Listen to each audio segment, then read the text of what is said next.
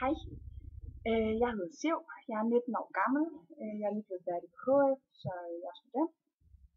Nu skal jeg til at holde et sabbatår, måske 2, det ved jeg ikke.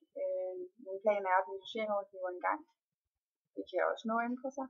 Jeg skal i hvert fald have fri nu her, og jeg har for et halvt års tid siden, i hvert fald før jul, har jeg søgt et job hos jer, og jeg var også til en jobsamtale hos jer, hvor jeg egentlig fik jobbet, men på grund af mine timer lå, som de gjorde i skolen, så kunne jeg ikke træde til, når det jo ligesom var nødvendigt. Så det kunne selvfølgelig ikke lade sig gøre. Men i og med, at jeg har sabbatår nu, så vil jeg jo helt gerne søge en stilling hos jer igen, så jeg forhåbentlig kan komme til at arbejde i magasin.